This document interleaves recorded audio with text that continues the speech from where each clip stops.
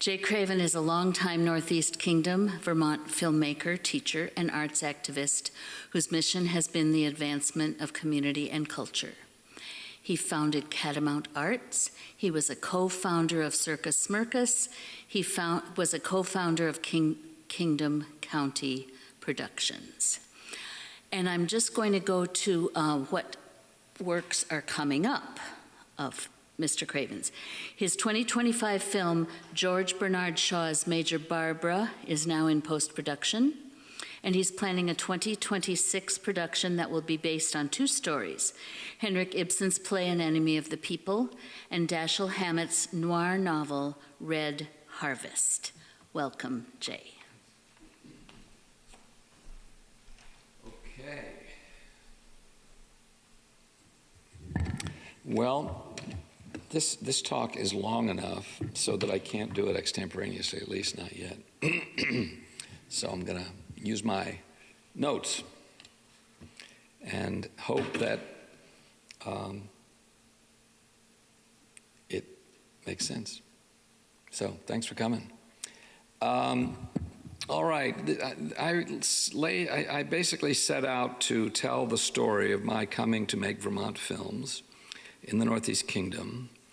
And when I started my recent round of research for my new film, Lost Nation, I thought that I knew the Ethan Allen story pretty well, since the film is about Ethan Allen and pioneering poet Lucy Terry Prince. But it was May 1st, 1974, when my then partner, Patty Oldenburg, and I arrived in the darkened and weathered old farmhouse that leaned down a sloping hill above Joe's Brook in the Northeast Kingdom town of Passumpsic. And when I say leaning down the hill, I'm talking floors that sloped so steep that if you stumbled and weren't hanging onto the kitchen sink, you'd be roll out the front door and into the night. We arrived late, camped out in the living room, our first night in the old house. It was cold and damp, looked everywhere, but couldn't figure out how to turn up the heat. So we just shivered till morning. The next day, I found my way to the dirt-floored basement where a giant old Sam Daniels iron furnace stared me straight in the face.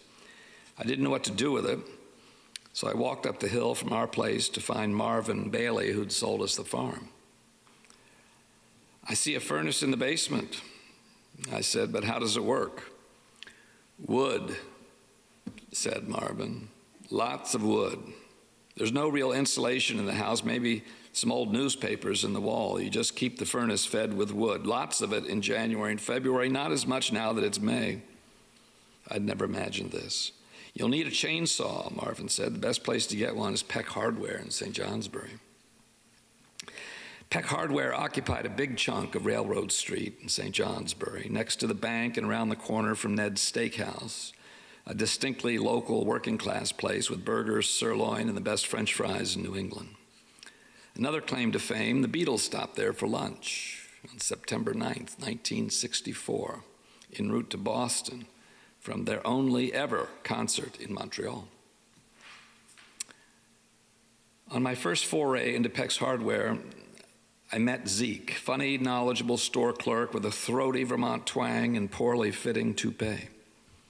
Zeke advised me on the purchase of a new chainsaw and sold it to me for substantially less than list price. In fact, he did that regularly, which may be part of the reason Peck's eventually went out of business. Zeke just sized me up, threw his head back, and improvised. Well, he'd say, stretching out each letter, let's see, how about $62.50? I was expecting to pay more, but who was I to argue? I grabbed a wad of cash from the pocket of my jeans, took the saw, and said I'd be back. Out in the woods, my new chainsaw easily slid through the old maple logs until it didn't. So I walked back up the hill to find Marvin. You got to sharpen this chain pretty much all the time, he said. All that hard maple dulls the tiny cutting blades pretty quick. Marvin took out his own file and showed me how to use it. Before long, he said, you'll wear them out down to the nub. You'll need a new chain. I felled a couple of old maples and cut about 28 right-sized pieces, and having no other choice, put them in the back seat of our red VW van that I'd driven out into the woods. The car wheezed and strained and belched dirty blue smoke under the burden of the wood's weight. I reduced the load, but it proved to be slow going, heading back to the house every time I loaded a few more chunks of wood into the van. Our next-door neighbor down the hill, dairyman Desi Stewart, heard I was in the woods and showed up thinking he might find some reasonable afternoon amusement. He stood there and watched, unable to hide his glee at my predicament. Then he offered me the use of his well-worn, red, stake-bodied farm truck to haul my wood. A short term later, I found myself sitting in the front seat of his truck. "One piece of advice," Desi said. "I've driven a stick shift," I said. "I learned how to drive on a 37 Dodge pickup. It's not as big and heavy as this, but it's a truck." "Oh, so you didn't always live in the city?" asked Desi, still amused. "No," I said. "I worked on a horse farm as a kid, relishing the chance to show off my rural roots." "Well, then maybe you've got a fighting chance," Desi smiled. "Yes, sir," I said. Desi squinted as if to get a better look at me with my thick, long hair and the wrong kind of sweater to be wearing in the woods. "My advice is to cut dead trees instead of live ones, since you plan to burn the wood right off. If you try to burn green wood, it won't heat good. It'll be hard to get going, but once it does, it'll get so hot you'll burn down your house." "Good advice," I said. Then I drove off into the woods, imagining what our house would look like on fire. What happened next was unexpected. Yes, I cut more logs, sharpened my saw like a pro, and piled them into the bed of Desi's truck. Once I had a decent-sized load, I jumped in the cab, started the thick, rumbling engine. I backed the rig around my tight spot in the woods and pointed it downhill and back to my house. I rolled down the very long and steep dirt road that led to our farmhouse and shifted into third gear to build up a little speed. Applied the brakes just above the turn into our dooryard, except the brakes didn't work. I pumped the brakes again, but the pedal went straight to the steel floor of the truck. On the deep slope down our long hill with my heavy cargo in the truck bed, I picked up speed quickly, and in less than a minute went from proudly hauling my first full load of firewood to careening downhill out of control at rapidly increasing speed. I had to make a quick decision and saw only one option, so I opened the hefty truck door, stood on the sideboard, and jumped. I hit the rocky road shoulder hard and tore through a section of barbed wire. Then I tumbled down a steep bank into a clump of thorny bushes. The truck pretty much followed me, so I've moved fast to get out of the way. I rolled to a stop, but the truck lurched out of control and rammed straight into a huge maple tree in Desi's still muddy pasture. My first thought, Desi is going to kill me. My second thought, why didn't the brakes work? Followed by my third thought, why does my right arm feel like this? To that question, I got a clear answer because it was busted in two places. I limped back to our farmhouse and Patty drove me to the hospital. Dr. Maurice Rowe set my arm in plaster cast and sewed 8 stitches into my back, where I'd ripped open my skin as I flew through the barbed wire fence. A kind nurse brought me some aspirin, but my arm hurt, and I stayed pretty much awake all night. The next day, back home, Marvin came to visit, and he asked me what I'd do with a bad right arm. Very new to the state, I had a sudden inspiration. I want to learn about Vermont history, I said. Well, then you need to go to Montpelier, Marvin said. They got a museum there, and you still got a good left arm. Marvin was right. I traveled to Vermont Historical Society research room 2 or 3 days each week, sat for hours poring through every book I could find, looking into the dramatic story of Ethan Allen and the Green Mountain Boys, who fought off New York sheriffs, posses, and courts to claim and settle this contested territory. I wanted to make movies in Vermont. That was my dream in moving here. And I wanted to be in a place where I'd meet people like Marvin and Desi, who were different from my usual friends. I loved movies. I'd been raised by a Texas grandmother who introduced me to motion pictures when I was 6 years old and went to live with her. And my grandfather, a notorious bank robber who would qualify for a decent heist film all by himself. But that's another story.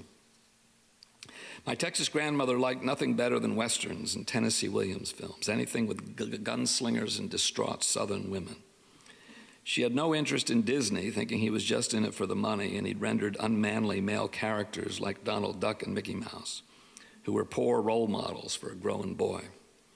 So instead of taking me to see Dumbo and Lady and the Tramp, my grandmother would stuff me into a red 54 Chrysler for trips to the local Roxy Theater to see movies like Red River and Cat on a Hot Tin Roof. Then I came of age in college, inspired by the films I'd see every week during that golden age when films by John Ford, Charlie Chaplin, European directors like Fellini, Antonioni, and Godard could be found playing any night of the week at the Exeter Street Theater in Boston or the Orson Welles Cinema in Cambridge, where Orson Welles himself showed up and talked to the audience. But getting back to Vermont and my broken arm and my research on Ethan Allen. The quick update, my arm healed. I charted a circuitous path to be able to make Vermont movies. And I even got around to making an Ethan Allen picture, although it took me 50 years to pull it off. Like I say, my path to making these Vermont films was indirect, risky, and complicated. First, I needed to get dug into Vermont. My first steps occurred exactly a year after I moved here, when I started St. Johnsbury's Catamount Arts Organization by touring 16mm projectors and prints of foreign, classic Hollywood, and independent American films to 5 rural, small northern Vermont and New Hampshire towns each week. I charged $1.50 for tickets, and the screenings were a success, so I spent the next 16 years building up Catamount Arts. Within a few years, expanded to show movies and produce performing arts events, booked a new film every week and staged performances by, among others, Ray Charles, Johnny Cash, Joan Baez, Miriam Makeba, Miles Davis, B.B. King, Bob Dylan, Merce Cunningham Dance Company, American Repertory Theater, Spalding Gray, and Second City. We staged puppet shows and new vaudeville for kids' performances, started Circus Smirkus, and turned St. Johnsbury's former post office into the region's first full-time art center. James Warden's here today. He was our projectionist back in that first art center on Eastern Avenue. Along the way, we produced a few documentaries, including one made with high school students that same week in May 1975 that we showed our first film. The subject, a local Danville farmer who used horses to plow his fields, spread manure, and haul logs. The idea was to use the money we made showing films to make films. The only problem, we didn't make any money showing films. We had to raise money to keep Catamount going. But that ultimately was the skill I needed, the ability to raise money and articulate a vision for community and culture in Vermont's Northeast Kingdom. I also wanted to mentor students. As I started Catamount, I also began teaching in the alternative Peacham School, where I showed the Catamount films each Friday and taught history, worked with kids to produce the school paper, and made short 16mm films, black and white narratives and documentaries with 7th to 12th graders. Today, 50 years later, this same mission guides me, and I grapple with the same challenges, especially money. I also made a couple more documentaries during these Catamount years, one narrated by Ossie Davis about the 1980 Nicaraguan National Literacy Crusade, and a documentary about self-taught Vermont outsider artist Gayleen Aiken. This Catamount Arts experience was an adventure with many hair-raising tales. I could tell one about coaxing a reluctant Chuck Berry to Lyndonville if we had more time. Not everything went smoothly. I had my moments of controversy at Catamount, probably inevitable for someone working to break ground in the performing arts and film in the Northeast Kingdom. On one occasion, during my first year of showing movies at St. Johnsbury's Frank R. Adams Elementary School, a platoon of respected local conservatives demanded at a school board meeting that I be banned from using town facilities, because alongside showing a screening of Orson Welles' Citizen Kane, we'd shown a locally made short film, a documentary, Vermont Speaks for Itself, that included a charge that large out-of-state corporations in banking and agribusiness were exerting inappropriate influence on our politics and economy. The school superintendent, Joe Kasperzak, backed me up and stood down the conservative protests. Each time I presented Bread and Puppet Theater, there was backlash. I got banned from one of the local churches after the puppet troupe hung a papier-mâché B-52 bomber from the chandelier mounted in the plastered dome ceiling of the sanctuary.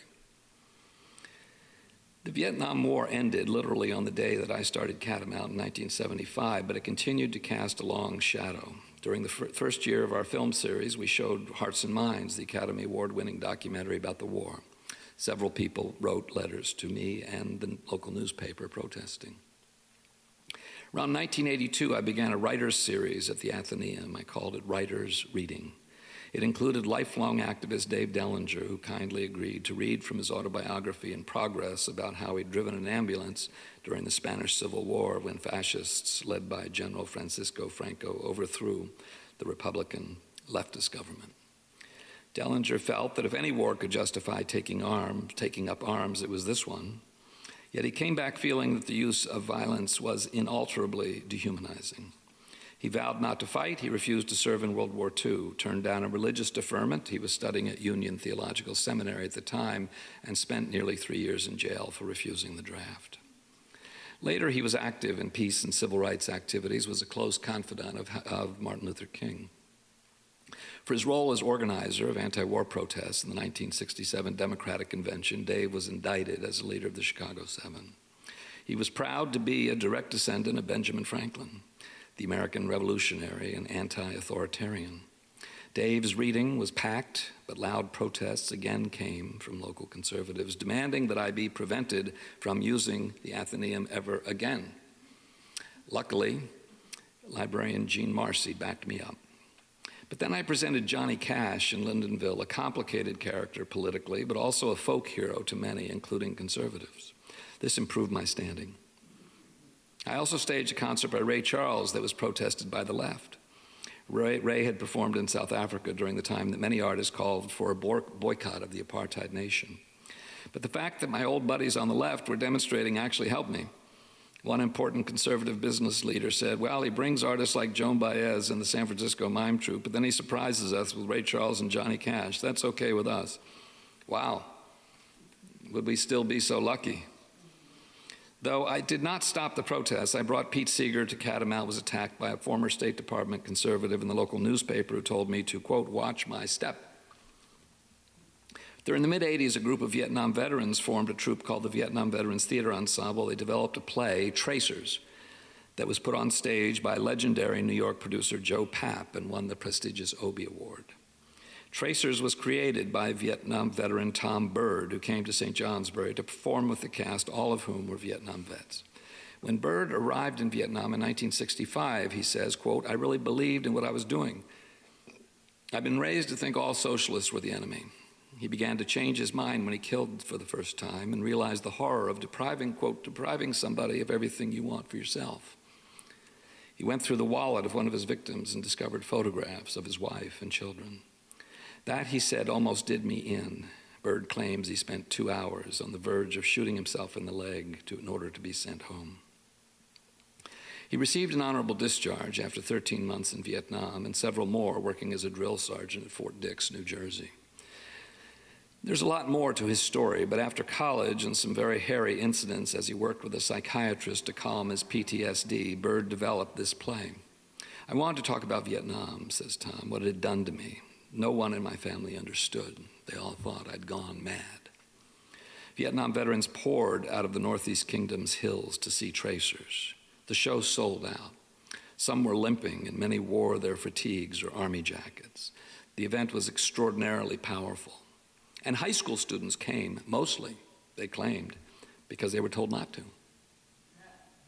A number of them stopped by in Fuller Hall to watch the crew setting up the show, and they told the show's director that prominent school officials, including the headmaster, told them to stay away from the show. 60 students showed up, more than we'd ever had for any other show we presented. Several days later, I was in Washington, D.C. with my son, 5-year-old Sasha. We were visiting the Smithsonian's Air and Space Museum when a message came over the PA system. Jay Craven, please come to the information office immediately. I did. When I got there, I was handed the telephone with Burn Your Mayo, steamed St. Johnsbury headmaster, fit to be tied, on the phone. Craven, you sandbagged me, you bastard.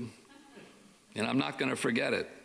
What do you mean? I asked. Your so-called veterans theater group went from St. Johnsbury to perform at the Yale Repertory Theater. The director was interviewed by the New Haven Register, and he said that students attended their show up here because they were told by the right-wing headmaster not to. Well, was that true? I asked. Yes, damn it. And I'd do it again because we've got vets in St. Johnsbury who aren't crybabies like these guys. I apologized profusely and said I'd wished he'd come to see the show because I felt he would have gotten something from it. He said he doubted it. But fierce, proud conservative headmaster Bernier Mayo became an essential ally through all my years at Catamount. He held a fundraising party for my first big film, invested $6,000, made Fuller Hall available for every show that we presented there at no cost. There was something to learn in all this. As a public-facing figure in the community, it was important to challenge and engage the community, but also respect the reality of who lives here and realize that life is more complicated than ideology. In 1986, I got itchy to make a narrative film. I built this cool community arts organization, but it consumed all my energy, and I had to put off my desire to make movies. I'd learned crucial skills along the way in fundraising, marketing, and producing. I met actors and musicians, some of whom would be my collaborators for the next 35 years. It was an unconventional path to making movies, but one that sort of worked and made sense to me. One reason it made sense is that I had also spent those 16 years at Catamount earning very little money, but working to understand, connect, and serve my rural Vermont community. So when it came time to take the leap into narrative filmmaking, only one idea made sense, and that was to make movies based on characters and culture of the place I lived and loved, and where I had paid some dues and earned some degree of trust. Lucky for me, I connected with the work of a writer from the same place, and that Northeast Kingdom writer was Howard Frank Mosher from Irisburg. I'd read Howard's books, Disappearances and Where the Rivers Flow North, and loved both of them. Mosher's writing expanded my understanding and gave shape to my sense of place, and his stories played like westerns, the westerns my grandmother took me to. I could see it all now, Vermont westerns. I thought Mosher's Disappearances would be the film to beat all films, with its rollicking whiskey smuggling, high adventure, outlawry, and magical realism. I called Howard's home. He was happy to hear from me, knew of my work in the kingdom, and suggested I contact his agent. I had dealt with agents for performing artists, but I'd never thought about what was involved in optioning a literary property. But here I was, talking to Howard's agent, Don Congdon. Don was an old-world New York literary agent who was born in 1918, set out to New York in 1935 with $8 in his pocket, started out delivering manuscripts and worked his way up the chain, first as an editor for J.D. Salinger, then as an agent for Ray Bradbury, Lillian Hellman, William Styron, Russell Baker, Francois Truffaut, and Howard Mosher. I went to New York. Don took me to lunch. He had a refined air, took me seriously, which made me nervous. He immediately dashed my hopes to make Disappearances into a movie. It's already tied up, he said. You couldn't afford it anyway. Well, how much are the rights, I asked. $100,000, he said. You're right, I said. This would be my first narrative film. Why don't you take a look at Where the Rivers Flow North, Congdon said. It's a fine story, and I can make it available for less money.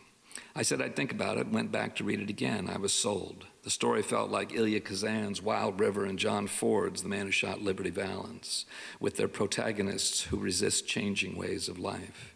And apart from working with a horse and finding old-growth forests, I needed to destroy a power dam, unleash the historic 1927 flood. I felt maybe I could pull it off. I called Congdon back. We made a deal for a modest option, $2,500 a year, for 3 years with a purchase price of $25,000. I sent out notices to would-be screenwriters looking for a writing partner. 4 guys wrote to me, all of them friends, and I chose one. The other 3 became less friendly as a result. But I hired Northeast Kingdom writer Don Bredis. We started work. A year later, we submitted our script for consideration by the prestigious Sundance Film Festival's Directors Lab, and we were named finalist. I had an encouraging phone call with a New York indie producer, and she loved our script, but we didn't get selected. After the next year of wondering how to proceed, I decided I had to make a film. I'd partnered with Rob Berman, Vermont clown, to start Circus Smirkus, which was terrific but had challenges. Okay. And I'd made documentaries, but now I wanted to make a narrative film. I thought about shooting a few scenes from Where the Rivers Flow North to show what I could do. But when I called Howard to discuss the idea, another idea popped into my head. Why not shoot a film based on one of Howard's short stories in the same book as Rivers? I like Alabama Jones, I said. It tells the story of a 19-year-old singer who rides into town to perform at the Northeast Kingdom County Fair. The narrator is a teenage boy who instantly falls for her and has the chance to leave Vermont with Alabama's show, but silently declines, deciding to remain in the Northeast Kingdom landscape that he loves. I told Howard the reasons I thought Alabama Jones would make a good trial run. The characters were vivid, production would be simple, and we could pull it off in 4 or 5 days of shooting. Howard looked at me. "Sounds good," he said, not really meaning it. "I think you should make High Water. It would be so much more difficult." Howard was right. High Water was more difficult. Though I wasn't sure that was a good thing, it tells the story of an 18-year-old farm boy waterman about to attend his first stock car race up across the border in Sherbrooke, and everything that can go wrong does. The story would present numerous challenges because Waterman hijacks the family farm truck and must load his 3,000-pound 1937 Plymouth Jalopy onto the back of it, something we had to pull off in real time, quickly, with the camera rolling and approximately 2 inches of clearance on either side of the truck. 2 inches either way, and the valuable, borrowed antique car would fall off and crash. Plus, how do you create traction for the heavy car to ride up the steep angle into the truck? I think James came up with that solution. The only answer, heavy steel treads stapled into the 200-pound hardwood planks that we hoped were sturdy enough to support the weight of the car. How could the actor handle these? Then we needed to build a wooden plank bridge to cross a teeming 60-foot wide brook, a bridge strong enough to support the monster truck and car, and light enough to be carried away in a flood. And don't forget, we needed the truck with the car on it to crash through the rotting wood on the bridge. And then we needed to create the flood, strong enough to carry the bridge, car, and truck away. To say nothing of how we needed to stage a torrential downpour for the nighttime scene when the boy returns to the farm, finds the bridge blown out by the flood, and decides in desperation to rev up his stock car in the ankle-deep mud and rain and ramp up the heavy planks to enable the 37 Plymouth to jump over the thick, raging brook. Howard showed up to watch this scene as we deployed fire hoses and a deluge gun to create the downpour. I slipped and fell in the slippery mud constantly. Howard got more than a few good laughs out of our predicament.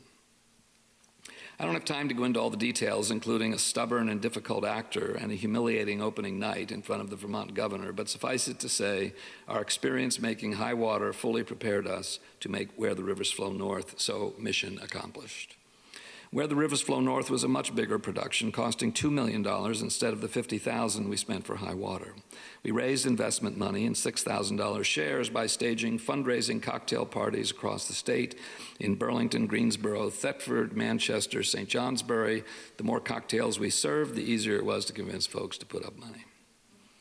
And we had co-hosts for each event, including writers Wallace Stegner, Annie Proulx, John Michael Hayes, who was Alfred Hitchcock's screenwriter for Rear Window, To Catch a Thief, The Trouble with Harry, and The Man Who Knew Too Much. Wow. I asked Hayes what it was like working with Hitchcock, and he called the movie giant, quote, egotistical to the point of madness. And if you weren't talking about him, he wasn't listening. These events crackled with a sense of excitement and anticipation. This kind of filmmaking was new to Vermont. Michael J. Fox had a Vermont house at the time, and he signed on to the project to help us get a $500,000 foreign sales advance, and he put $50,000 of his own money into the film. We searched high and low to find indigenous actor Tantoo Cardinal to play the co-starring role as Bangor. She was a dream come true, especially compared to gnarly veteran character actor Rip Torn, who was all the demons of hell combined. Anthony Quinn showed interest in the role, and my wife and producing partner Bess O'Brien and I spent 2 memorable days with Quinn, learning more than we needed to know about him and his 2 young female assistants, 50 years his junior. When I saw the New York Post headline a couple of years later, I wasn't surprised. It simply read, Zorba the Stud. Anthony Quinn fathers a child at 81.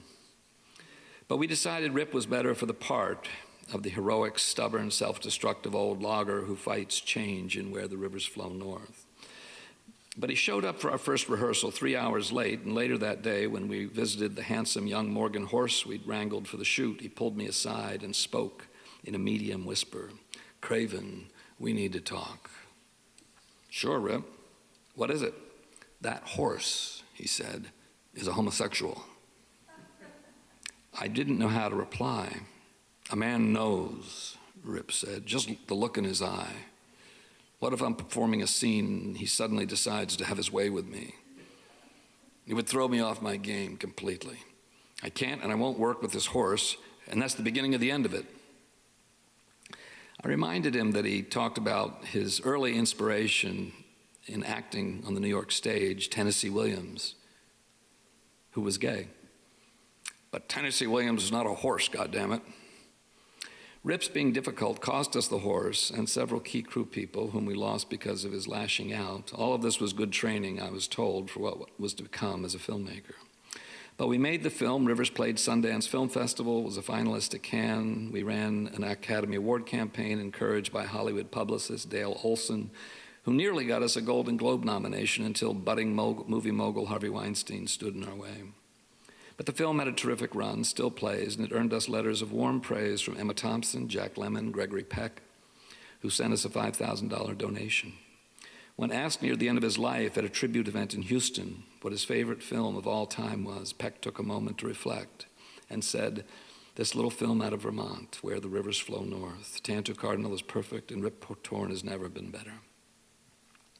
I was at the Cannes Film Festival with Rivers when I got word from Howard's agent, Don Congdon, that the rights had suddenly become available for Howard's novel, A Stranger in the Kingdom.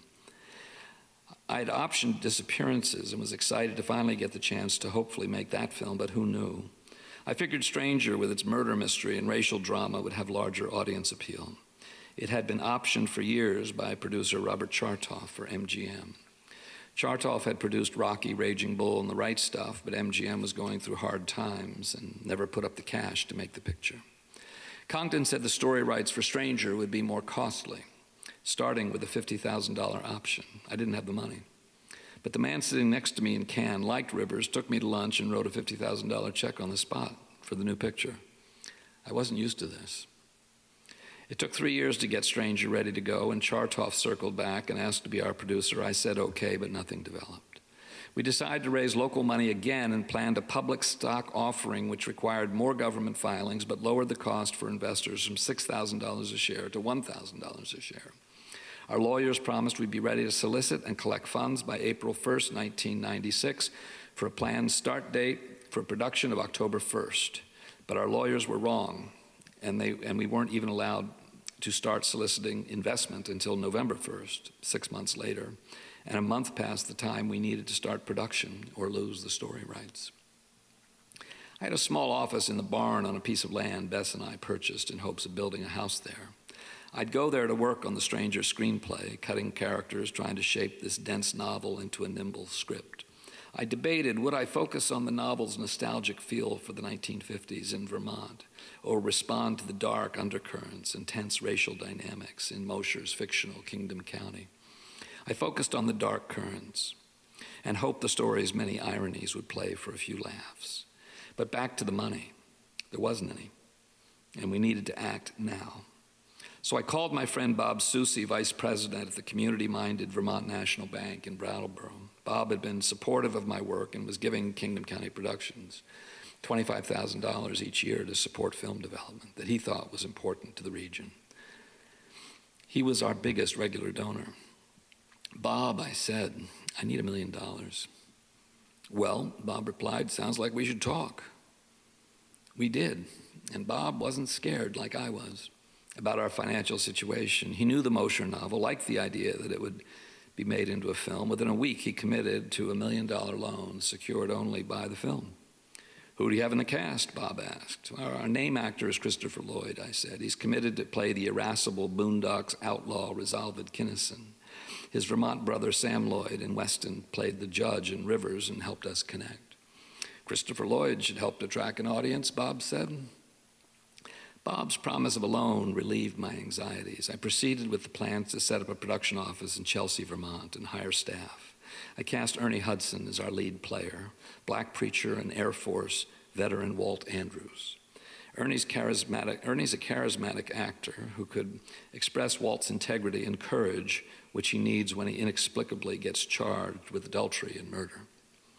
Ernie played the black Ghostbuster and also the complex and powerful role of Solomon, a handyman with an intellectual disability who was used as a scapegoat in the dark narrative, The Hand That Rocks the Cradle. He's fabulous. I had a good meeting with Chris Lloyd to discuss the role of Resolve It, and he signed on, but then dropped out several weeks later when a better paying job came by. This left us without a, quote, bankable actor. I met Oscar winner Jack Palance at an airport and followed up with an unforgettable phone call. He signed on, but then disappeared on a whiskey bender into Canada, according to his agent. Matt Salinger was producing low-budget indie films in LA. He was a big fan of Where the Rivers Flow North, had grown up in Vermont as the son of J.D. Salinger. Matt said to let him know if we needed help with anything, and at this point I gave him a call and FedExed him the script for Stranger. The same day he got it, Matt read the screenplay and left it for Martin Sheen's mailbox in Malibu.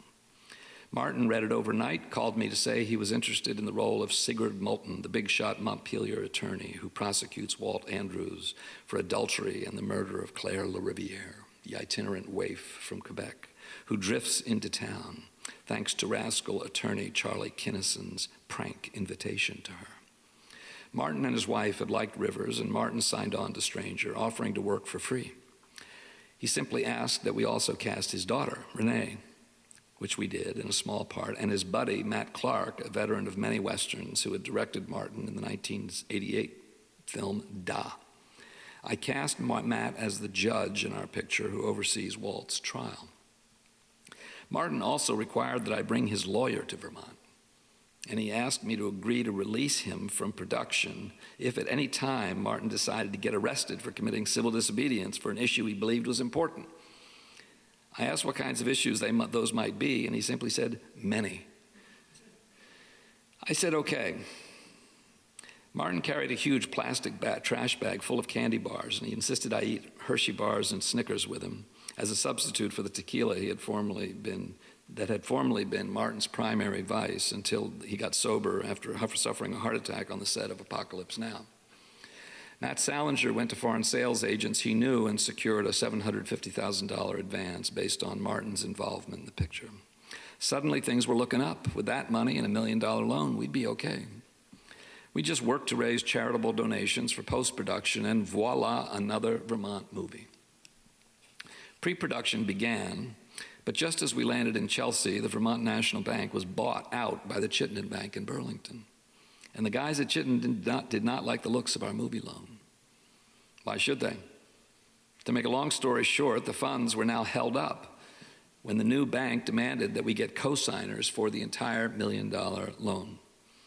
I scrambled to do this by turning to longtime supporters. Then 4 days before the start of production, the bank upped the ante again by requiring that we collateralize all the co-signatures with cash at 100% or securities at 130% of the value of the co-signature, all of it delivered and held by the bank.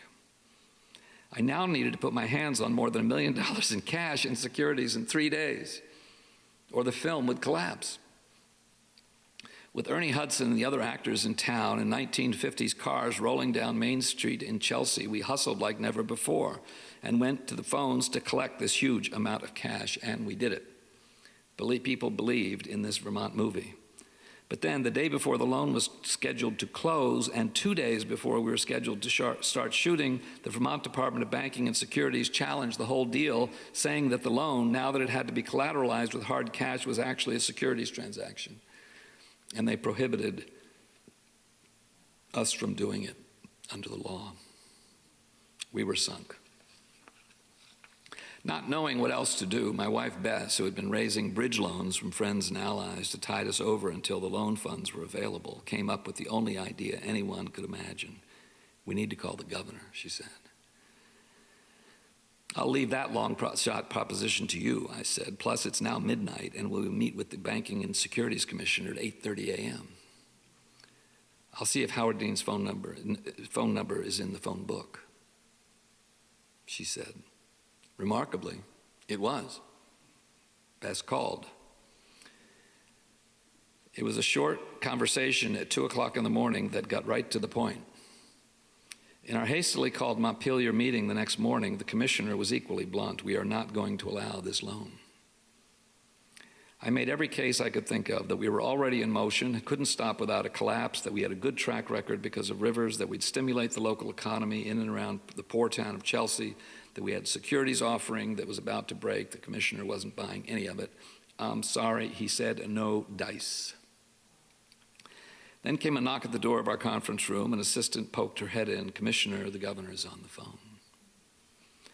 The commissioner stepped out, took the call, came back into the room, quote, you can execute the loan and access the money today. We spent the day collecting the collateral funds and stock. We'd been saved, sort of. The production went forward while we continued to raise money, but we collected only a fraction of the investment equity we had originally expected because of the legal delays. Then, the film scenes from our last three all-night shoots were all completely unusable when our lights oscillated out of sync with our 35mm cameras, causing a fog over all the images. None of the film was usable, and we didn't know about it until our courier to the lab in New York returned by car with the news and the damaged film. It was too late to reshoot anything. People were headed home. It had been a rough, difficult shoot. We would have no choice but to reconvene the entire cast and crew, and a new crew in 4 months, which was the earliest that actors could reassemble. And the reshoot would cost $150,000. I started a 3-month negotiation with our insurance company who covered much of the damage, but it was grueling to reshoot all-nighters. When you're done shooting, you want it to be over. But I did get to add 3 scenes that actually helped the final film. Once Stranger was finally completed and released, the economic infrastructure that supported independent filmmaking collapsed. Our 1996 business plan crucially depended on the nearly $17 billion a year U.S. video business with its 40,000 stores that bought VHS tapes for $60 each and rented them to customers to make back their investment and some profit. Rivers had sold 48,000 videos at $60. We were able to pay back much of the production cost. Robust foreign sales added to it until our foreign sales company went bankrupt, owing us $600,000. But overnight, as we prepared to release Stranger, the video store giant Blockbuster announced they would no longer pay $60 for video. They'd only pay $5. The nationwide network of mom-and-pop video stores and the smaller chains collapsed. Class action lawsuits against Blockbuster by other video stores failed. Stranger in the Kingdom was released into this void and generated very little revenue except for European sales in France, Spain, and Germany.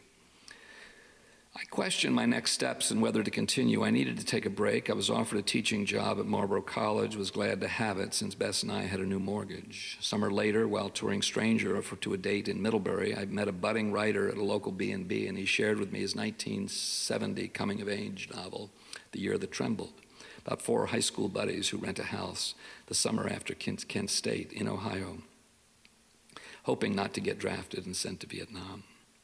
I expressed interest in the story due to my own involvement in the counterculture. Scott, the writer, asked if I thought his book would make a good movie. I said it would. Within 3 months, he had raised some money in and around Cleveland and asked me to write a screenplay, direct the movie, which I did. After a couple of years on The Year That Trembled, I cooked up a super low-budget comedy series, Windy Acres, starring Rusty DeWeese for Vermont Public Television. Then a documentary on the lasting impact of combat on military veterans. I was still making movies, but would we ever get to make Disappearances? We did, starting in 2005, just 3 days before our story rights, for which we had fully paid $100,000, would expire. We were at the end of the line. We were raising funds through another limited partnership with $10,000 shares and speculated that we could squeeze the production down to $1 million. We couldn't, but that's another story. And we went into production raising money as we shot, including from one tough hombre who lived and breathed money and struck a very hard deal that marginalized other investors and gave him total control of the film. Then when we got through this, the difficult proposition, we discovered a deficit that our line producers apparently missed, ignored, or carelessly made happen. Despite all this, the experience of making the film was mostly charmed, thanks to the film's lead, Kris Kristofferson, who played our lead character, Quebec Bill Bonhomme. Kris was a rare figure in popular culture, supremely talented, successful, modest, always kind and generous. His vivid but plain-spoken songs capture the depth, heart, and soul of hard-earned experience in our own times. His lean, rugged good looks and gravelly voice made him perfect for John Sayles and Sam Peckinpah's revisionist westerns, Lone Star and Pat Garrett and Billy the Kid. I knew he'd do something memorable in Disappearances. Kris's innate magnetism and intelligence allowed him to successfully play a dissipated rocker opposite Barbra Streisand in Frank Pearson's A Star is Born. He confided to me that he won that part against two other finalists, Elvis Presley and Mick Jagger. Los Angeles Times film critic Charles Champlin captured Kristofferson's distinctive quality when he called his sensitive romantic rancher in Scorsese's Alice Doesn't Live Here Anymore, quote, as comfortable as warm earth. Working with Kris was one of the great pleasures of my career. I'll never forget our first encounter when I received Kristofferson's phone call out of the blue. Just wanted to call and say, I've read your script that Matt Salinger sent over, and I was born to play Quebec Bill Bonhomme, Kris said in his South Texas drawl. It's a gem, the Sam Peckinpah picture that got away. On the phone, Kris tore right into the script in full character, reciting Howard Frank Mosher's indelible lines. He instantly captured an essence of the schemer and dreamer Quebec Bill as he turns to his beleaguered but mild-mannered son, Wild Bill. After every scheme the old man has cooked up has ended in total disaster. Ain't this the most spectacular trip you ever imagined, Wild Bill? Kris laughed out loud at Mosher's rich irony. I don't know what your plans are, Kris said on the phone, but if you'll have me, I'll wait as long as it takes to get this picture made. You can count on me. Well, it did take a while to wrangle the financing, 7 years, in fact. Truth be told, we only had $38,000 of our $1.3 million budget in the bank the day Kris walked into my kitchen for our first day of rehearsal. And the actual budget would end up at $2 million. Didn't matter. Kris knew we were still raising money, but he was ready to dig in. Kristofferson was with us for the whole run of our 8-week rehearsal and production. He stayed at the new local Comfort Inn in St. Johnsbury and attracted curious local interest every time he took to the local roads for a morning jog. When Northeast Kingdom weather turned harsh or we fell behind schedule, Kris could always be counted on to lift everyone's spirits and know every other actor's lines, too. But when the script called for his character to leap into Waterford's frigid duck pond during a fierce gun battle with the relentless Quebecois whiskey pirate Carcajou, played by Lothaire Bluteau, I was worried. It was mid-April and the water temperature was 38 degrees. There had been ice on the pond a week earlier and it was about midnight. And I agreed to go in the water first to show Kris it wouldn't kill me. No need to do that, Kris said. I'm ready. I've been looking forward to this scene since we started. I took a quick dip, nevertheless, and came out colder than I've ever been. Kris laughed. Looks like it isn't meant for the faint of heart. Well, that's the point, I said. You had quintuple bypass surgery. Hell, Kris said, that was 5 years ago. Like Quebec Bill, I stopped drinking. I run every day. Never felt better. Let's get going. So we did. We set up the shot with the crew shivering along the bank. Some were threatening to walk off. It was so cold. Action, I called. The camera rolled and Kris took the plunge, diving deep into the pond's bottom to retrieve a wooden case of stolen whiskey. A few seconds later, he returned to the cold surface, holding an intact whiskey bottle aloft. I found the whiskey, Wild Bill. Ain't this great? Cut, I said. That was fabulous, Kris. Come out of the water now. We've got blankets. Let's do it again. Our 70-year-old lead actor said, give me just one more. If everyone's not too cold over there, I'll go underwater for one more and come up again. I'll hold the bottle higher. Kris wanted to do this, so I obliged. We filmed another take. He rose to the surface. It was even better than the first one. That's it, I said. Bring the blankets. Crew members and waiters walked into the pond and guided Kris to shore. I'd never seen anything like this. Our talented production designer, Carl Sprague, built an authentic 1920s tavern in the old St. J. Purina building. Quebec Bill comes into the place to seek information on whiskey hijacker Carcajou's whereabouts. Everyone in the cast and crew was looking for this rare opportunity to be indoors. Kris spent a day off with my longtime composer, Judy Hyman, learning to play the fiddle in the living room of my house. Despite his extraordinary songwriting chops, Kris wasn't a great multi-instrumentalist. In fact, he knew nothing about fiddle playing. Later that evening, after his fiddle lessons, Kris learned that his sister and only sibling, Karen, was near death. He would have to leave for a few days that weekend to go to Virginia to be with her. But he insisted that we shoot the tavern scene before he left. On the day of our tavern shoot, Kris brought his guitar to set. He fully rose to the rollicking spirit of the scene, but off-screen he was feeling blue.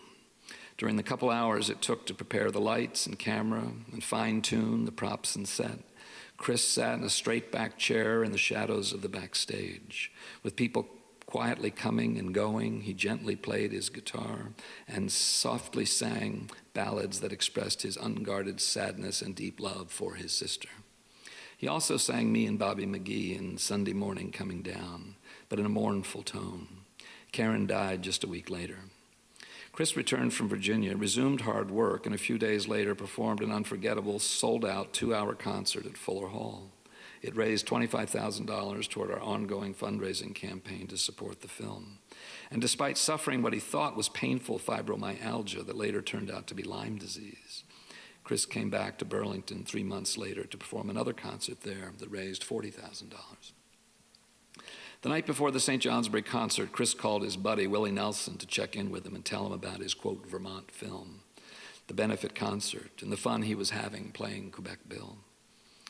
Quote, so you're working for low-budget scale wages on an independent picture in Vermont and swimming in ice water in the middle of the night, and now you're performing a concert for free, so they can afford to pay you a measly $8,000? Yeah, Willie, Kris remembered saying. I hadn't thought about it quite that way, but yeah, that's what I'm doing. It's come to this, hasn't it, Kris? They both laughed.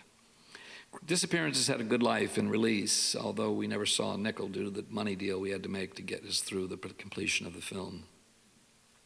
There is more to tell, more stories, more films, a move away from private financing to my new model where every 2 years we now convene 30 film professionals to mentor and collaborate with 45 students from a dozen colleges to make an ambitious film for national release.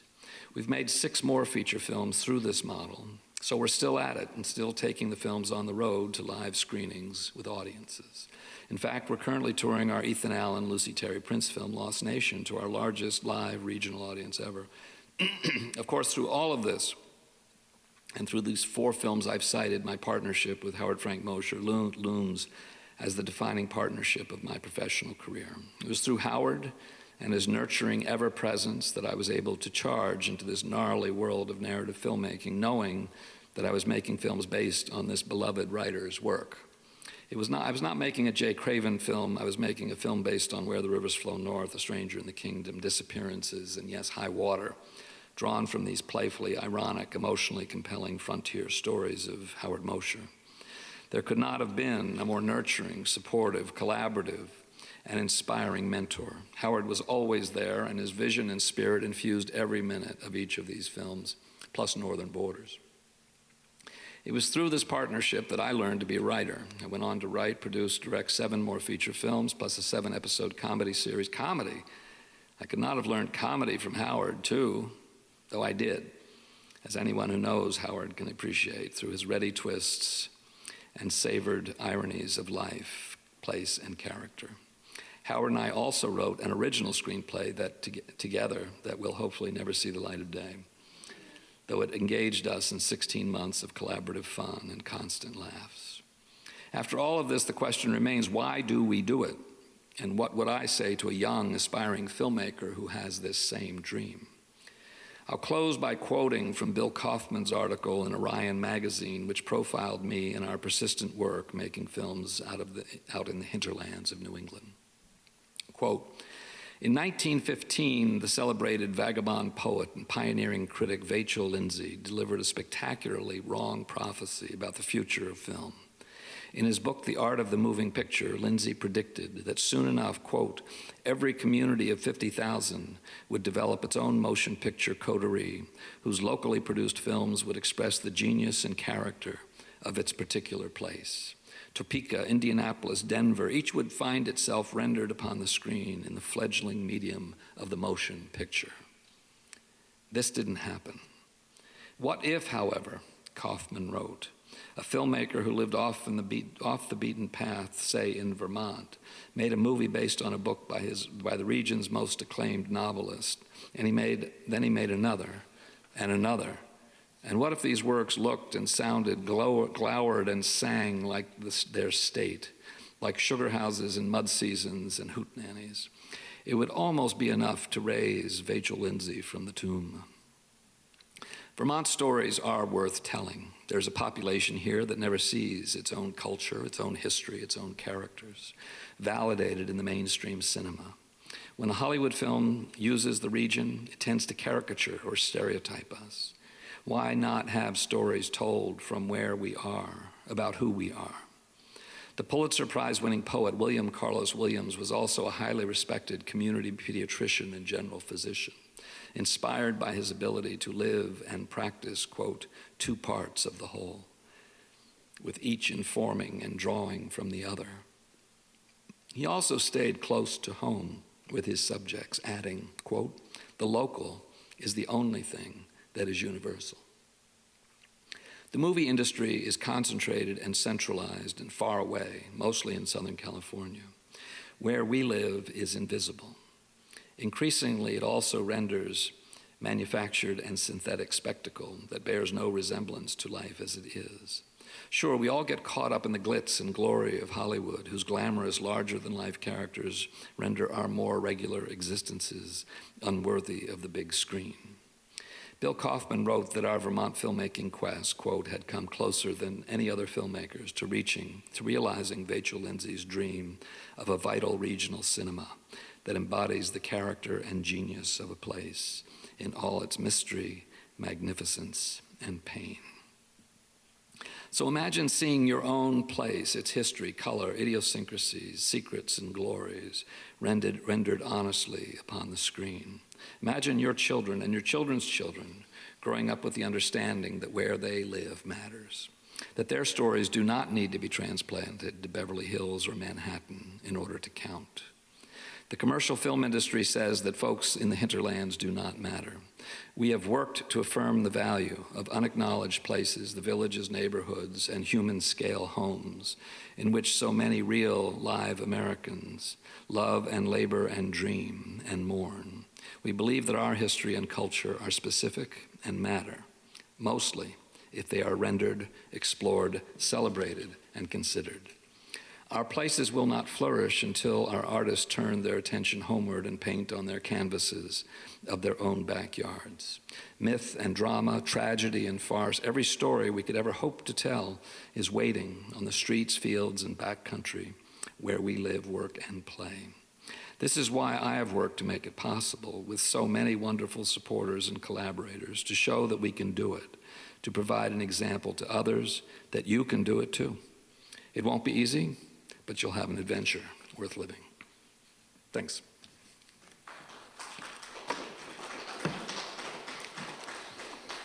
Any questions? How many times did you say, I just can't keep going like this? I say it every day. I'm 8 students short right now of our next project. In the last week, I've been to Hamilton College in Utica. I've been to Skidmore in Saratoga. Yesterday, I was at Mount Holyoke in South Hadley, Massachusetts. In the meantime, I had to go from Utica to Nantucket, get on a ferry, and try to raise $25,000 from a donor. And you certainly get to a point where you say, will we make it? The worst thing in the world is to go into this production, $200,000 short of the money we need. And so it's always there. And so you always question it, but then there's something, I guess, that's just ornery enough to say, we're going to do it, because again, making movies is a lot about willing it to happen. I think this story tells some of that. When it seems like there's no chance, you just bowl through and do what you need to do. And sometimes the financial reality of that is not great. I mean, I had to put $132,000 on a second mortgage on my house that I'll pay for the rest of my life for disappearances. I don't get paid a lot for doing it. I mean, I get paid $20,000 a year for producing a $2 million film every 2 years. And it's constant work, and then I get paid $20,000 for producing a film festival in Middlebury and $20,000 for producing the KCP Presents series. So that's the way I piece it together. And I get Social Security. So it's not, and if I were to get $80,000 a year for making the movies, the project wouldn't work. It would be too much weight on the project. And the time when there's absolutely no money is between productions. So it is what it is. I mean, it was the same in some ways as starting the KCP Presents series, you know. It was, and starting Catamount. I mean, you know, financially, it was always not, anybody looking at it from a financial perspective would never go for it. But you just did it. I mean, when I was running Catamount for years, I would produce shows in Burlington and Concord, New Hampshire that were aimed at making money so that I could keep Catamount going. And sometimes they did. I mean, you know, Bob Dylan, Joan Baez, Peter, Paul, and Mary, they all made money in Burlington, and that helped us keep this going, you know. They didn't always. Miles Davis lost 10 grand, but it was a great show, so what the heck. And we're trying to sell tickets for Sunday night. I mean, our ticket sales are terrible for this weekend. I mean, there's something happening right now that I can't quite figure out, but. I saw you in Peacham. Yeah. Doing Lost Nation. Uh-huh. And it reminded me of the book, which also became a movie, The News of the World. Uh-huh. You familiar with I it? haven't seen it, no. About a guy who travels around after the Civil War in Texas, reading newspapers to people who Sure. pay money to get some news from the outside world. Right. And There I that's was. all I could think of. Yeah. Studying Yeah. Peacham. Yeah. Do you carry all your own equipment, or? Yeah. And sometimes I don't need it, and sometimes I'm told I won't need it, but I do, which has happened to me twice in the last 3 weeks, where I show up and I'm told that they've got a system, and the system is just either they can't find it or it doesn't work or whatever. So I actually carry it. I have it right in my car now. I carry it just in the event that it collapses. And then I did a screening for the Vermont Daughters of the American Revolution a couple weeks ago, and they said they had a whole system. They didn't have anything that was workable. So how do you fit that screen in your car? It's just big enough. The car is just, it's an electric car, it's a Bolt, but it's just, you know, it goes through and down into the right wheel, where you put your feet in the front seat. And I've done that for a long time. I mean, with Where the Rivers Flow North, we actually carried around a portable 35 millimeter film projector, which weighed like 80 pounds. And, you know, had to put the film on 2 huge reels and then would run an intermission and then run it again, you know. So this grassroots thing, this sort of vaudeville thing, which is sort of what it is part of it. But at this stage of the game, if you want to have a live audience, this is the way you do it. Because movie theaters are struggling. It's not like the old days. I mean, the number of movie theaters has declined. And if you go to streaming, fine, good. Who's going to find your film in streaming, and how are you going to understand how they respond to it? So this is the only way to really get a live audience. And we've been doing it for a long time. We did it on Where the Rivers Flow North. We toured that film to like 260, you know, venues across the country. You know, San Francisco, Minneapolis, Seattle, Dallas, Charlottesville, New York, Philadelphia, all these places. What we do now is we have basically 150 to 200 venues in the Northeast, and that's plenty. So we don't really go farther because it's just more work. I mean, because the problem with this is that every time you play a date, you have to you know, vitalize the audience. You have to mobilize the audience from scratch in every town, every venue. So it's a lot of work to get that to happen. In Vermont, a picture like Lost Nation, you open, you try to create a high profile for it, you're on public radio, you do stuff like that. And then, you know, so people sort of know about it, which makes it a little bit easier to get a crowd. And we've had very good crowds for Lost Nation, and so that's been gratifying. The next picture, Major Barbara, won't be as easy, although George Bernard Shaw's name is associated with it, so maybe people will come for that reason. Jack London's Martin Eden, which I didn't get enough time to really take out as much as I wanted to. Once we're finished Lost Nation, I'll also be taking that out again. I'm actually showing Stranger in the Kingdom next week in Bennington, you know, so we're starting to show some of the old pictures. Showed Where the Rivers Flow North last summer in a couple of places and sold out a couple of dates, so that was encouraging. So one more movie to make and then just touring until I drop dead, I guess. So people are paying for it, but personally, you must get a lot out of it. I get a lot of satisfaction because, I mean, I started taking movies around to small towns. And so I'm still doing it 50 years later, except it's my movies, which is what I always wanted it to be. So I feel, privileged to have been able to achieve making 12 feature films, half a dozen documentaries, TV series, got 4 New England Emmy nominations and a couple of New England Emmys and blah, blah, blah. And I've had, great experiences. I mean, American Film Institute sent me around the world for a year and a half, with disappearances to China and South Africa and Peru and Venezuela and Turkey and Kazakhstan and, stuff like that. So it's been, it's been a career of doing this. And then also the performing arts, to me, which is also really rewarding and important to have a presence of dynamic performing arts in the community that bring lots of people together. So that was always my sort of dream, and I've done it, and I'm still doing it to a point. And I mean, this next project will be as challenging as anything I've done, but then I'm trying to get the project where I'm working with students to continue. And that's going to be a challenge, but I've tried a couple of ways to make it happen that have not worked. But now I'm basically turning to the alumni of the program to take it over. And I'm building a new board for it, and I have a young co-producer who is right now in Spartanburg, South Carolina tonight, recruiting some more of these students that I'm talking about, who called me as I was walking in to, check in on a few things. And she's 25 years old, honors graduate of Wellesley in 2022. She's smart, she's capable, but can she do it, But I think she's come as close to anyone as I've met that can do it. And we will support her, and I'm forming what I think is a strong board, including a 25-year veteran of the feature film program at Sundance who will be on our board and I think will be helpful also. But it's a lot of work. It's a huge amount of work. But it's better than going to the industry and pitching projects and being strung along for 3 or 4 years and having them never deliver. At least the way that I've developed to make movies, if I decide to make a movie, we get it made. And so that's, for me, the sort of victory in all of this. And, we get to an audience and, financially it doesn't work, but, the point is that, we're trying to create an archive and we're hoping that UVM or somebody will take it on and make the films available and that they'll be a living, sort of breathing testament to Mosher's work, to my work, and to the region. That's the idea. I hope so. Congratulations on what you've achieved. It's remarkable.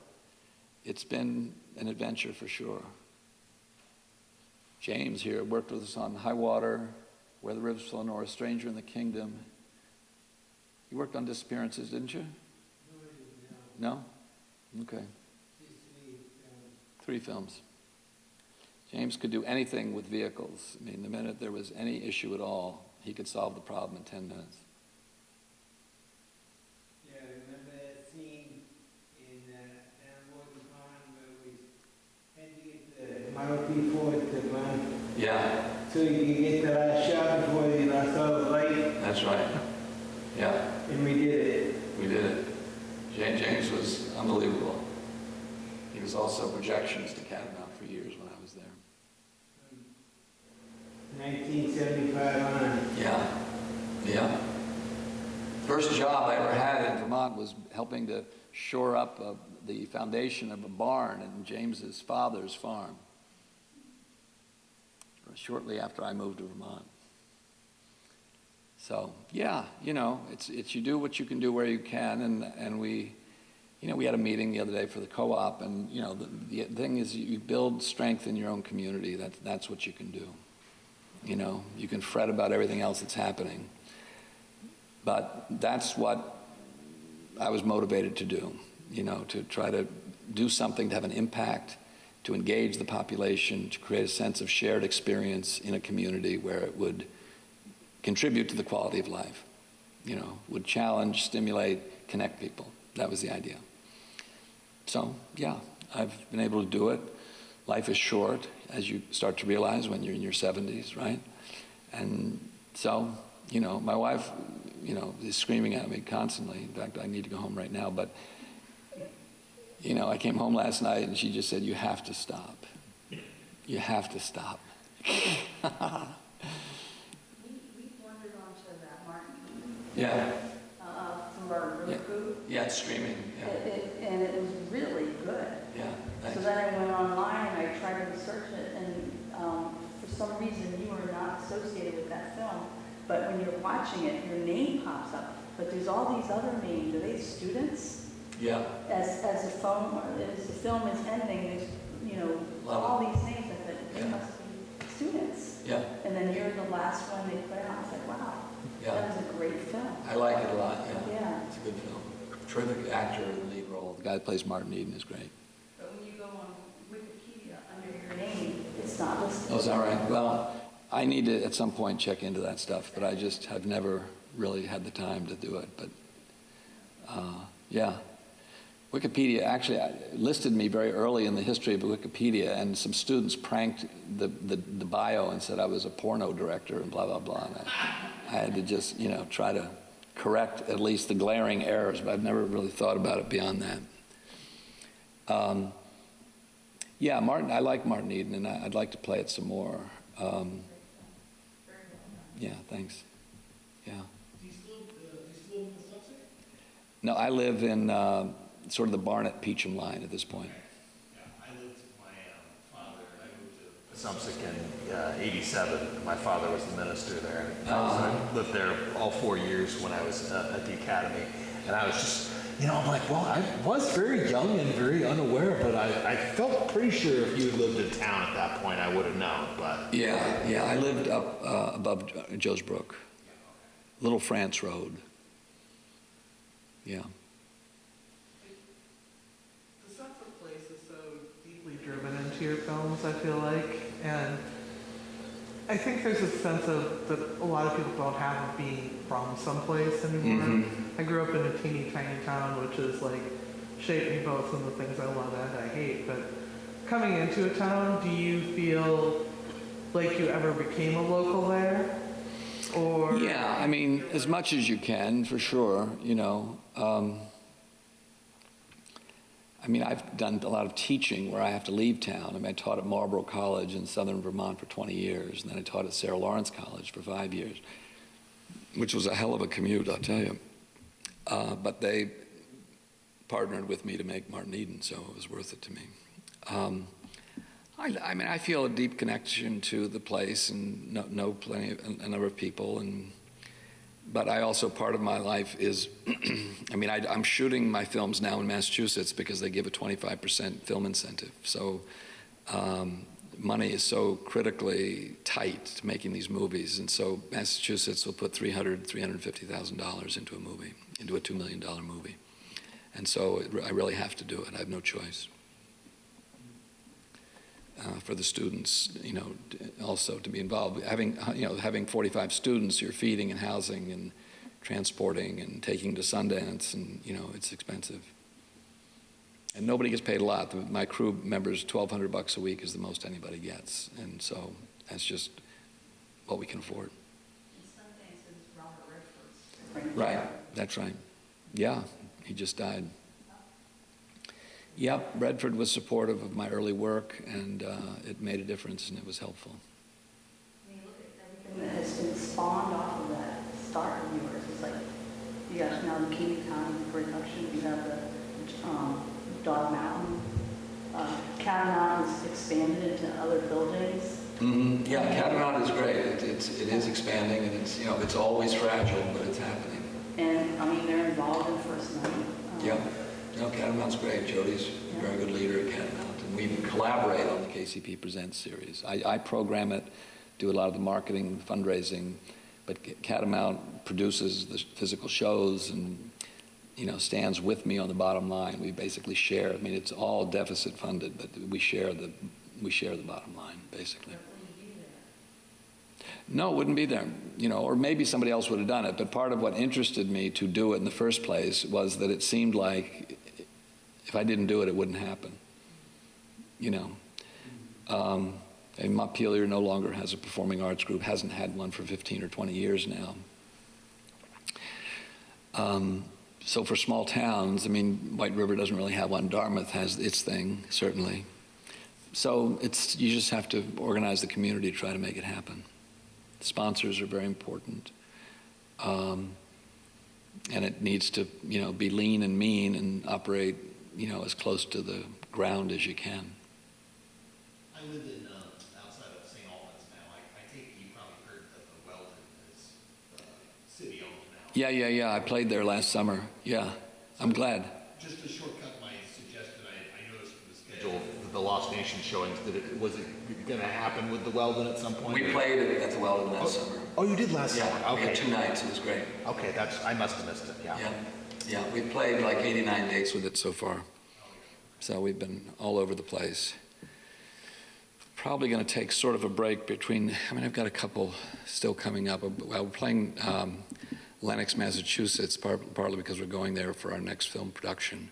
And we're playing Wardsboro and Bennington and someplace else, I can't remember, over the next couple weeks. Maple Corner in Calais.